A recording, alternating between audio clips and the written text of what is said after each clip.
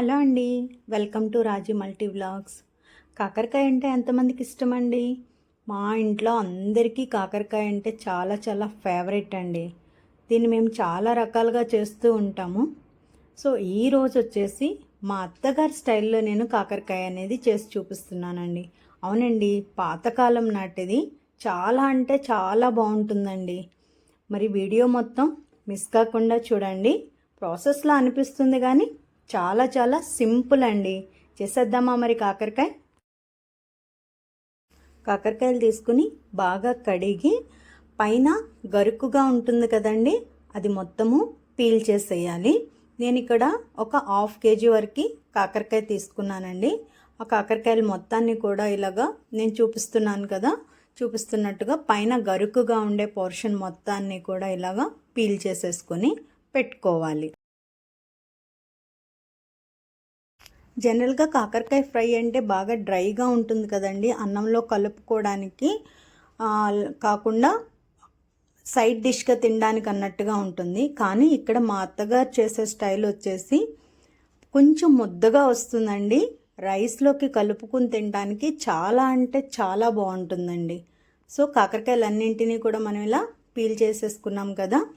తర్వాత కాడలు మొత్తాన్ని కట్ చేసేసుకొని వీటిని చిన్న చిన్న ముక్కలుగా కట్ చేసుకోవాలి. ఇందులో గింజలు ఉంటాయి కదండి, గింజలు ఇష్టం లేని వాళ్ళు గింజలు తీసేసుకోవచ్చు. గింజలతో కూడా చాలా బాగుంటుందండి. అంటే లేత కాకరకాయలను తీసుకుంటే గింజలు కూడా వేసుకుంటే బాగుంటుంది. ఒకవేళ కాకరకాయలు ముదురుగా ఉన్నట్లయితే కనుక లోపల గింజల పోర్షన్ అనేది తీసేయండి.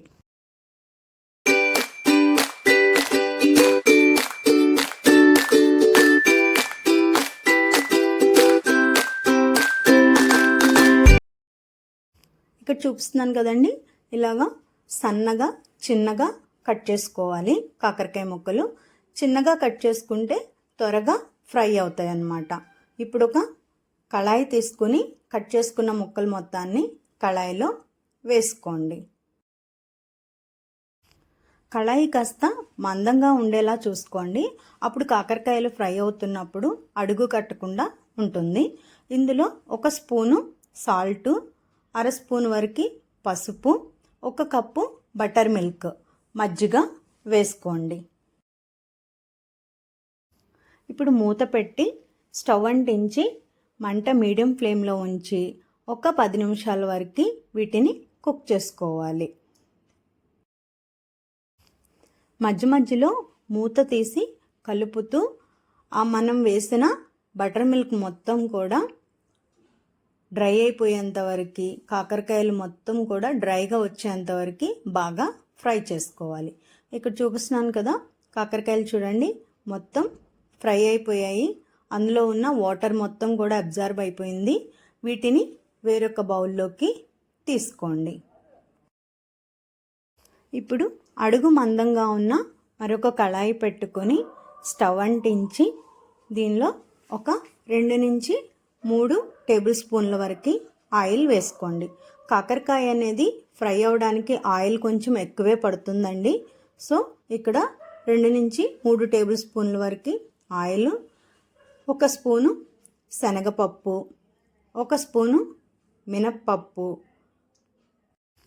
ఒక స్పూన్ వరకు జీలకర్ర, ఒక స్పూను ఆవాలు, 2 నుంచి 3 ఎండుమిర్చి కట్ చేసుకుని వేసుకుని ఈ పోపు బాగా ఫ్రై చేసుకోవాలి. పోపు బాగా ఫ్రై అయిన తర్వాత ముందుగా మనం ఉడికించి పెట్టుకున్నాం కదా, ఫ్రై చేసి పెట్టుకున్న కాకరకాయ ముక్కలు వేసి ఈ పోపు మొత్తము కూడా కాకరకాయ ముక్కలకి బాగా కలిసేలాగా కలుపుకోవాలి. ఈ ముక్కలు బాగా క్రిస్పీగా అయ్యేంత వరకు మధ్య మధ్యలో కలుపుతూ మంట మీడియం ఫ్లేమ్లో ఉంచి బాగా ఫ్రై చేసుకోవాలి. కాకరకాయలు అనేది వేగడానికి కొంచెం టైం పడుతుంది. సో కొంచెం ఓపికగా వేయించుకోవాలి. ఇక్కడ 70% వరకు కాకరకాయలు వేగిపోయాయి కదండి. ఇందులో సన్నగా తరిగిన ఉల్లిపాయలు, సన్నగా తరిగిన పచ్చిమిర్చి కూడా వేసి ఉల్లిపాయలు కూడా బాగా మగ్గేంత వరకు మరొక 2 నిమిషాల సేపు బాగా కలుపుతూ ఫ్రై చేసుకోవాలి. ఉల్లిపాయలు ఫ్రై అయ్యేలోపు కారం మనం రెడీ చేసుకుందాం.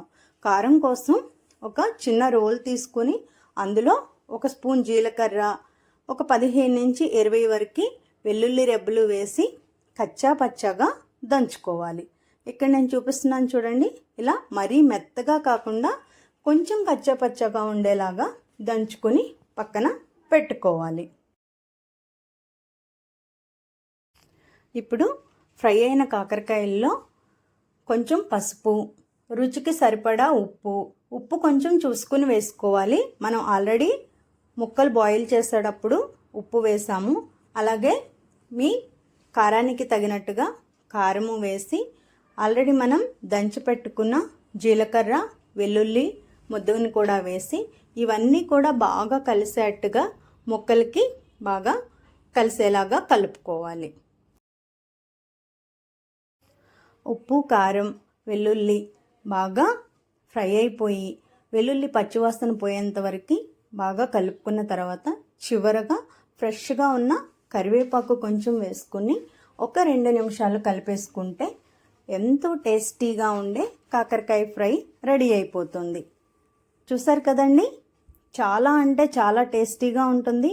మీరు ఒకసారి ట్రై చేయండి. మీకు టేస్ట్ ఎలా అనిపించింది అనేది కామెంట్ చేసి చెప్పండి. వీడియో నచ్చితే లైక్ చేయండి, ఛానల్ని సబ్స్క్రైబ్